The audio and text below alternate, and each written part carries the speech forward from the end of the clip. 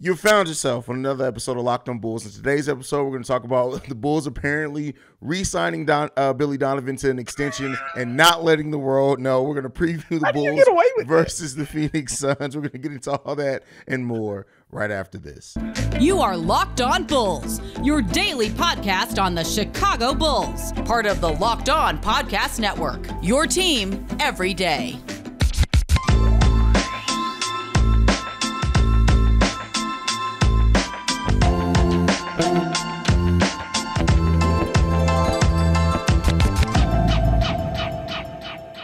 Thank you for tuning in to Locked on Bulls, member of the Locked on Podcast Network, where it's your team every day. That's Pat, the designer, host, and creator of the Windy City Breeze. I'm Haize, host, creator of Chicago Bulls and Chicago Bears Central. And today's episode is brought to you by Sweat Block. If you or someone you love is experiencing embarrassing sweat or odor, try Sweat Block. Save 20% with promo code LOCKEDON at sweatblock.com. Also available on Amazon. Pat, apparently the Bulls said, hey, man, listen, we're going to go ahead and re-sign Billy Donovan. We're not going to tell nobody. Because it came out today via Shams Charania, which is still weird. I don't know how this just decided to come out today. But the Bulls in the offseason signed Billy Donovan to a contract extension that's only been described as for several more years, whatever that means. What do you make of this, bro? We know what's coming. We know what's it's so random that it dropped now, right? Yeah. Billy gets a new deal out of nowhere. Like, this wasn't talked about in the offseason. First off, how's the NBA get away with this? Like, don't you have to like report these things to people? I guess not, in theory, right? Like, but here's the thing. Now I'm just nervous because what bad news are you about to tell me that you're trying to like throw something out there that's like a hand grenade out of nowhere? So it's like it's a flash bomb. This is a flash bomb. It flashes us in the face. We're all like, Billy Donovan's re-signed. When did this happen? There's some people that are like, I like this move. He still doesn't adjust. There's other people that are like, oh, Billy Donovan should be fired, which I think it's hilarious that now like all the people that think Billy should be fired just have nothing to hope for anymore. But also like now I'm just like, okay, what bombshell of news are you about to drop on us that we don't see coming because you're trying to hide it behind this Billy Donovan news? I feel like there's going to be like an 11:59 press release where it's like, oh yeah, Arturas Karnisovas is stepping down. And so Billy Donovan re-signed for 30 more years. Don't worry about that, man. I don't know. I don't know what to make of this. Like, at the end of the day, I mean, here's the thing. I'll ask you. If Billy Donovan continues to be the head coach of the Chicago Bulls, which with this contract he will be, does this continue to move the Bulls in the right direction, or do we eventually hit a stagnant point? I mean, I think we may, and that's what I think is so concerning. Is there a chance we've already hit the stagnant point? Like, the team is as of right now, they're below 500. And middling. And middling and everything. Every stat. So, I mean, there has to be a little bit of that concern from the fan base, whether you agree or disagree, that I think some of this is coming in as far as the reaction to this news is because we might already be there. And this is year 3 for Billy Donovan overall, year 2 with the much improved roster, but it seems like people may already be thinking that we did hit that. I would have a great amount of pushback on that. If only for the reason that while we're so in the moment, we often as Bulls fans cannot. I think me and you do an okay job of it for the most part. We live in the moment sometimes when you call out certain people's wives and when I call out, I flip a table or something. We live in the moment sometimes, but I think the thing that to me I would push back on that we haven't advanced is what was our record versus good teams last season? I mean, but even then, you can't. My thing is that that is fine if you want to just pick something apart. The fact of the matter is the team's below 500. We weren't below 500 last season. So while I do understand and get completely where you're coming from with that, and that would be a valid pushback to that, at the end of the day, it's this. The team is not being successful right now. So regardless of that or whatever else it is, you still have to lend some type of credence to we may already be at that point. Yeah, you can have all the records against the better team in the NBA that you want to, but at the end of the day, if we finish the season, which I don't think we are, right? This is for the nature of the conversation. I think we're going to be above 500 sooner rather than later, and then maybe a lot of this goes away. But I'm talking about from the standpoint of the Bulls fans' minds that are against this right now. At the end, the Bulls can finish, let's say they finish with a winning record against winning teams for the rest of the season, but if you're still below 500 on the season, all that don't matter once you get to that point. But I think that's the thing, right? Like, we're so in this moment of right now, this is what we are, right? The Warriors are 11-11 right now. The Mavericks are 10-10 right now. The Wolves are 10-11. The Thunder, you know what I mean? Even in the Eastern Conference, you look at the East, 11-9 is the Raptors, 11-10 is the Wizards, right? Like, these teams that are just like, not to say, right, it's still early in the season and we haven't figured out what teams are, but I think there's just a lot of like competition and parity in the NBA, a lot more than maybe we thought coming into this season. Because there were teams where I looked at them coming into this year and I was like, they're going to be trash. But I can see talent on almost every team in this league. Maybe the Pistons because they just lost a major piece, and the Hornets just because they can't stay out of jail. But outside of that, like I just feel like, right, like I'm looking at a Bulls team right now that Billy Donovan has taken a step this season and at least has gotten these guys to buy in on certain things that are getting them wins over teams we weren't getting wins over. Now, if it continues on the losing side, right? Like if we finish the season 40-42, we took a step back. We did. I agree with what you're saying there. But I am also looking at it in what it is right now and how that could play out in the long term. We both think the Bulls are going to be above 500. We both think the Bulls are going to be a competitive team in this Eastern Conference. So if we think that for the long term and they're beating the teams that they're beating right now, the best teams in the NBA, that's a step in the right direction. No, it's not, because the record is still bad. It's a hopeful. You can pull hope from that, but right now, in the reality of it, on top of the basketball played on the court, the fact that players aren't being utilized the best, the fact that we really haven't seen development, P. Will starting to get there, that we need the players that we need to see the development from. You can make the argument all day about the wins, whatever, but the fact of the matter is where we are right now, especially for a team that broke down in the second half of last season, it's a lot to ask for some fans to say, hey, let's be optimistic because, yeah, we're 9-11, but we beat the better teams in the NBA. Okay, that's fine. But right now the Bulls sit at 11th or 12th in their conference outside the playoffs. So it's hard to really preach that optimism for a fan base that just isn't getting the brand of basketball on the court. They're not getting the wins that most of us should think, the number of them that most of us think that this team should be able to get. So it's kind of hard to preach that optimism to a team that we had optimism to start of last season. We failed. But I think that's the main argument right now, right? The NBA right now, nobody's getting the wins outside of your top. The Celtics have 17 wins. By the way, 2 of those lost to the Bulls. The Celtics have 17 wins this season. The Bucks have 14 wins. Outside of that, the Cavs are 13-18. The Pacers are 12-8. The Sixers are 12-9. Raptors 11-9. Wizards 11-10. So what I'm saying is, right, like, there's a lot of teams that were supposed to be at this top of the Eastern Conference. The Hawks are 11-10, right? Like, remember all the hype around them and all the hype around all these teams, and it's just like, this season's gonna have to play out. If we're sitting right now 2.5 games outside a playoff spot this early in the season, or at least 20 games into the season, yeah, there's some things we absolutely need to fix. But I can see that there's growth in this team. I'm not even going to say minimal. We were getting cooked by these teams last year. We couldn't compete. We weren't competitive in any of these games. The only games we were competitive in was at the beginning of the season with Lonzo Ball. No, we were a little competitive after that. We Against got who? Bro, I mean, well, we weren't competitive against the better teams even with Lonzo Ball, if that's what you're saying. We didn't have a winning record against winning teams even with Lonzo Ball.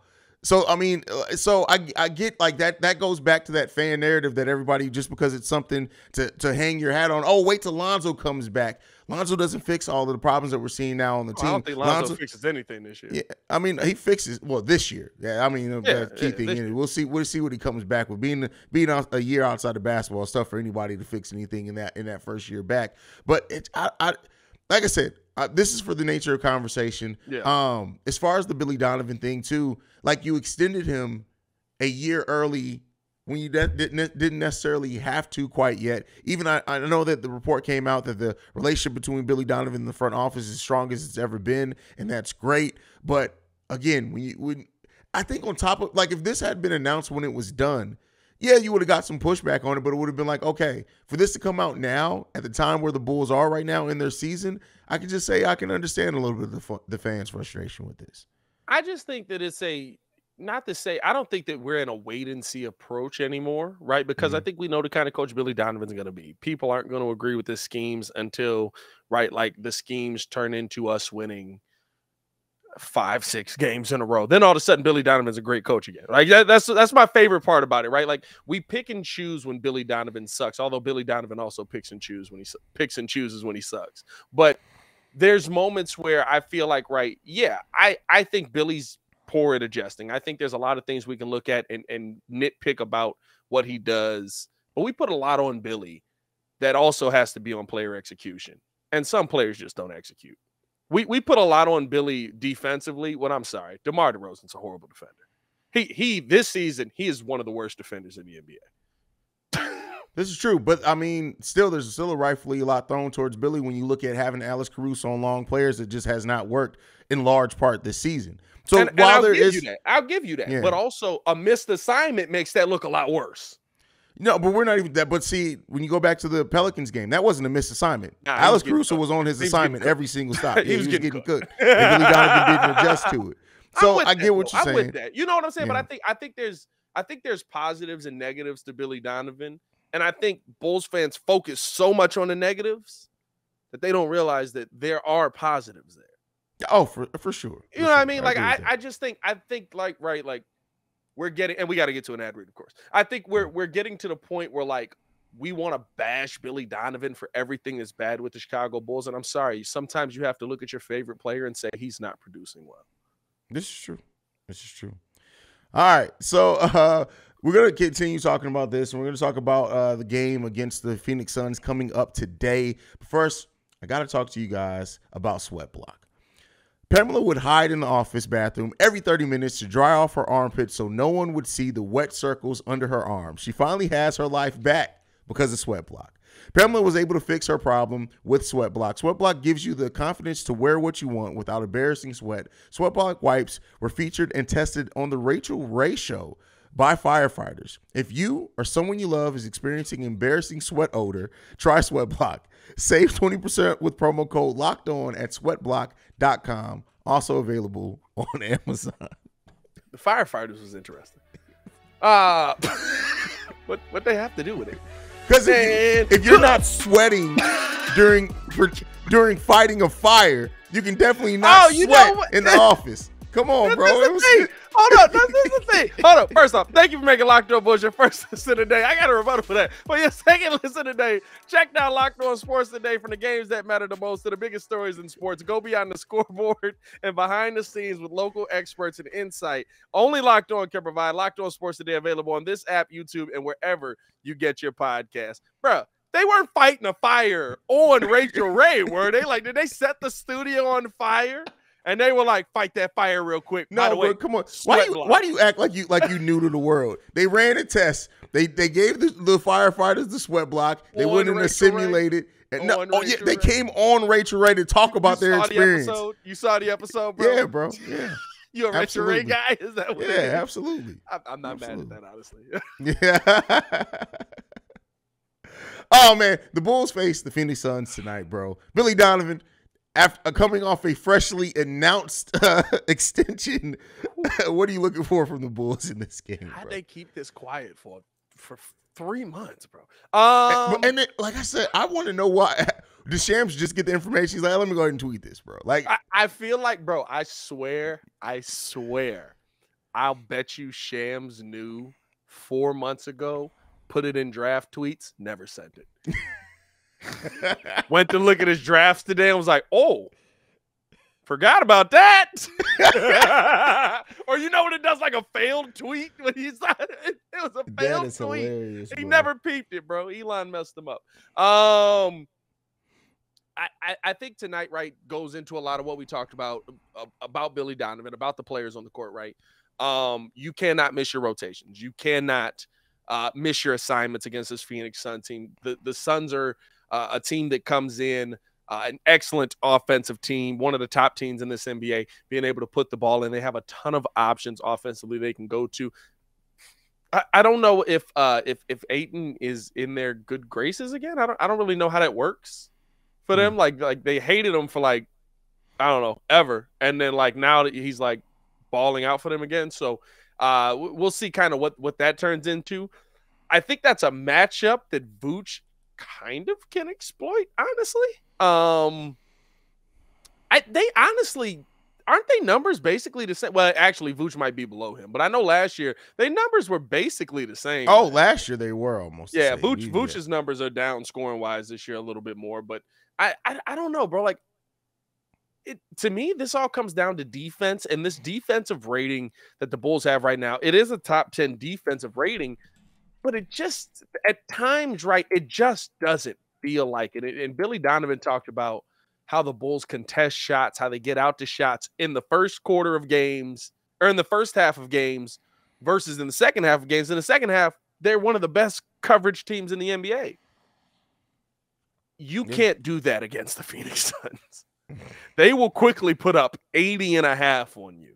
So I think the Bulls are going to have a very tough task ahead of them, and you got to see that defense for 4 quarters. Now, the one thing on the bright side with the Bulls, against the best teams in the NBA, we've seen the Bulls play defense for 4 quarters, and we've even seen DeMar DeRozan lock in defensively on some of these mugs. So we got an update on CP in this one. Is he good or not good? Or I don't think that the last update I saw, he was still listed as being out. But again, anything's possible with that. Anything is possible. So let's see. I'm going to go and see what it listed as currently right now. Nope. Chris Paul has been ruled out for Wednesday game against the Chicago Bulls. So he's not. So that, I mean, listen, that makes it a little bit easier for Ayo, who I will say has, I don't know if I want to say has taken a step back. Maybe just hasn't taken a step forward. In what way? Defensively? I just feel like there's a lot more games this season where I've looked at where I'm like, you kind of got cooked there.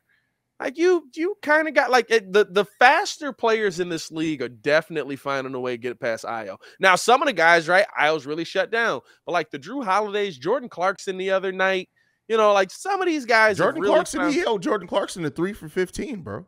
He did he? Yeah. Like, man, okay, I'll give you credit on Clarkson. Yeah. I'll take that one back. Drew Holiday cooked him.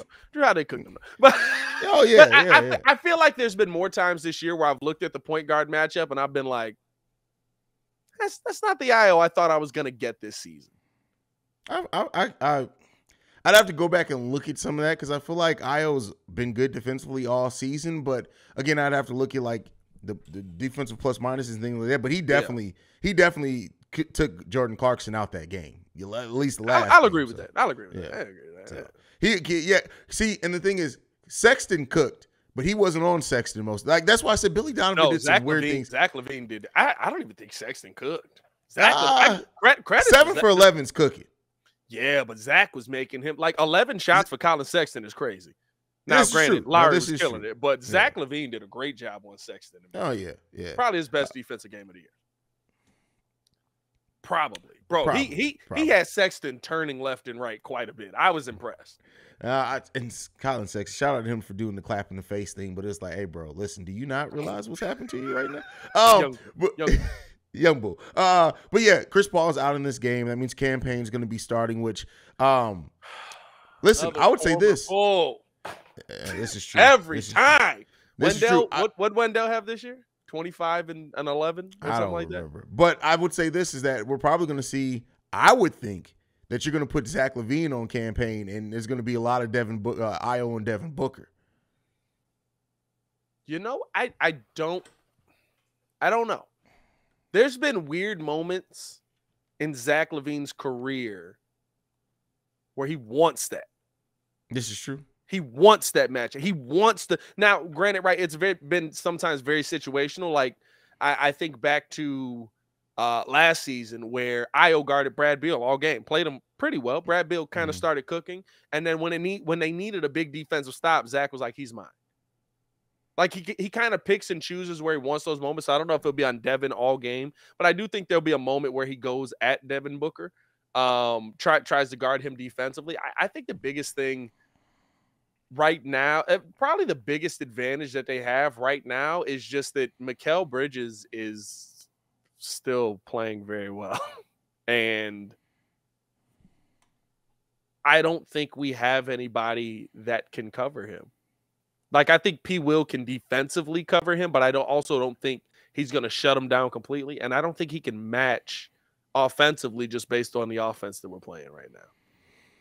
Or the kind of offense we're playing. We'll see. I like the concept of Patrick Williams guarding Mikal Bridges. I do with Patrick Williams. You know, I'm always very realistic in the fact that Patrick Williams is not the best laterally as far as lateral quickness, and Mikal Bridges is a pretty quick player. So we'll see if that ends up being. But I would rather have Patrick Williams on him than DeMar. Who's Bridges guarding? Is Bridges guarding DeMar? Bridges is absolutely guarding. Bridges is guarding DeMar. Yeah, Bridges is probably their best defensive player. He's a monster. And I think you get away with putting DeMar on Torrey Craig, who's their starting power forward. That's wild, by the way. That's just wild. Does AK get a trade done as we walk in here where he's just like, hey, we'll give y'all a bag of beans for we'll give y'all hold on. Let me go to my file cabinet real quick and we'll pull up some different options that we have for trade right now. That's exactly what he did with Billy Donovan's extension. That's what he did with Billy. It wasn't Shams. He opened it up. He was like, did we forget to send this to the league office? Oh, shoot. Mark.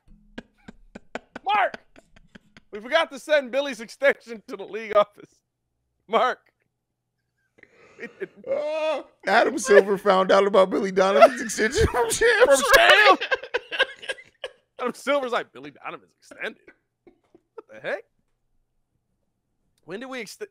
When did this happen? Last I heard, they were firing this guy. Hey, man. The Avery, brother. The Avery. Hey, man, we're going to get into, of course, a little bit more on this Bulls offense as we continue throughout the video, but we also have to tell you about ExpressVPN. Here's the thing. We all know how ExpressVPN protects your privacy, security online, but here's something you might not know. Listen closely here, because you can also use ExpressVPN to unlock movies and shows that are only available in other countries. Maybe you've run out of stuff to watch on Netflix. This will change your world. I'm going to be honest with you, right? The Office is one of my favorite shows. Love The Office UK version. Don't get it here on American Netflix. The Office UK is on Netflix with ExpressVPN. ExpressVPN lets you control where you want sites to think you're located. You can choose almost 100 different countries. So just imagine all the Netflix libraries you can go through. Love Korean dramas? Use ExpressVPN to parasite off South Korean Netflix with your Netflix subscription. Maybe be cool with that one. So if you want to get access to hundreds of new shows, go to expressvpn.com/lockedon right now. You can get an extra 3 months of ExpressVPN free. That's expressvpn.com/lockedon. expressvpn.com/lockedon to learn more. All right.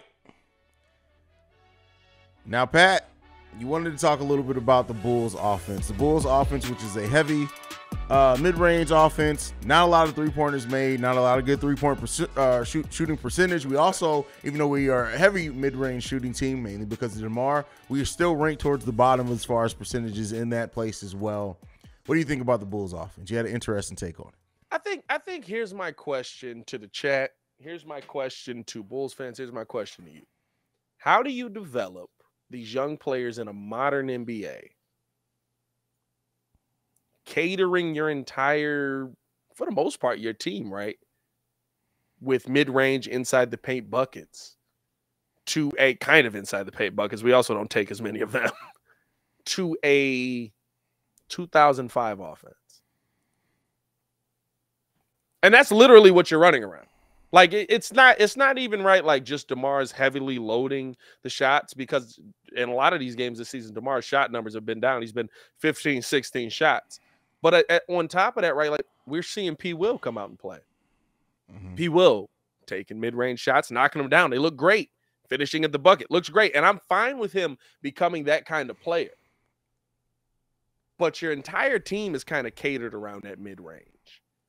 And you got a lot of guys that you're hoping are going to be next level players. I get like Lonzo and Zach's shooting percentages have been down. But of your younger players or your players that are in their prime, those are the two that I can think of that like you look at and you say, yeah, their game is the 3-point line and the bucket.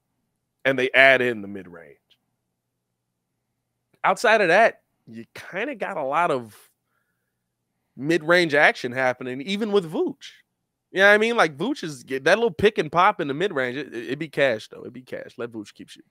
But stop shooting threes. I don't know.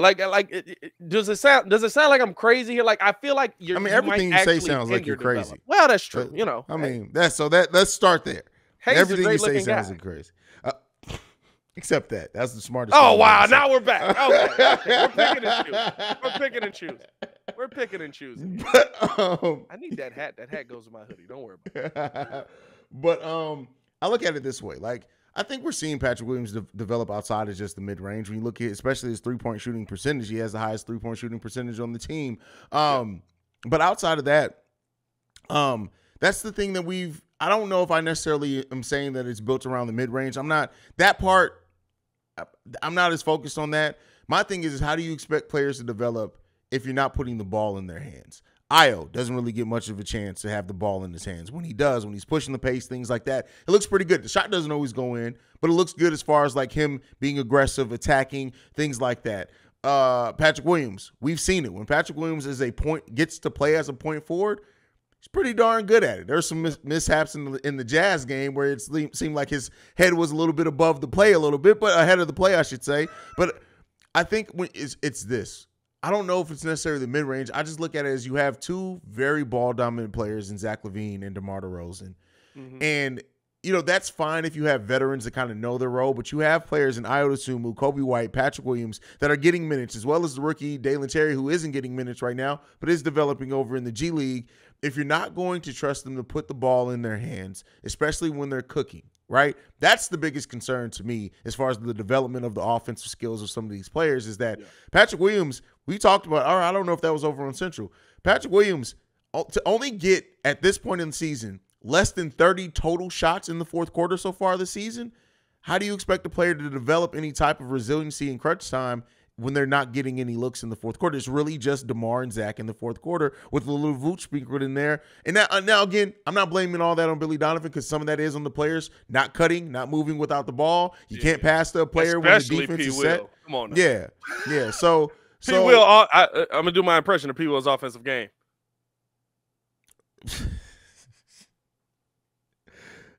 In the fourth quarter specifically. But, I mean, even with that being said, like, how much of that is on the fact that you're not if you put the ball in the hands, they can't stand around and look.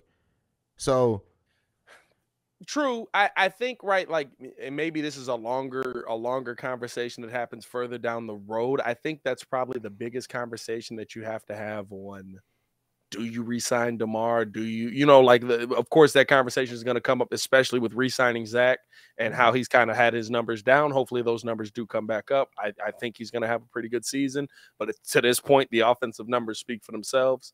But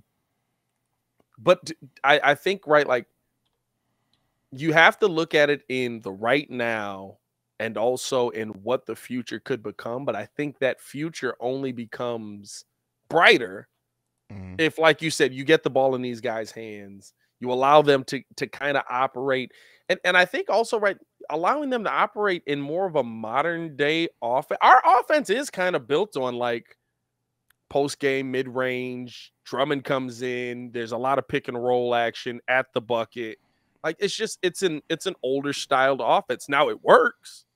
But the Bulls are able to score a lot of points. I think the attempts are interesting. The attempts is the wildest thing in the world to me. Because it's like, what is this telling me? Like, y'all just are using the entire 24-second shot clock every time down, which I know can't be true because I watched Zach LaVine come down and shoot the ball with 20 seconds left on the shot clock. So bro, it's the ones with 18 seconds left. I'm just like, Zach, what you doing? It confuses me. He's just like, my bad, back on defense, back on defense. What do you mean you're bad? We watched you do this every game, bro. Like, so I think, right, like, that's my question. And to me, at the end of the day, I think the Bulls can win a lot of games. I think they could be very competitive. I don't think this is a championship level offense. Just the style of offense that they're running for the modern NBA. I don't. That's facts. I mean, you would have to have. I mean, do you agree? You would have to have a top 3 defense for this to be a championship level offense. I could agree with that. The Bulls right, dog. It just clicked. The Bulls right now are the Bears with Mitch.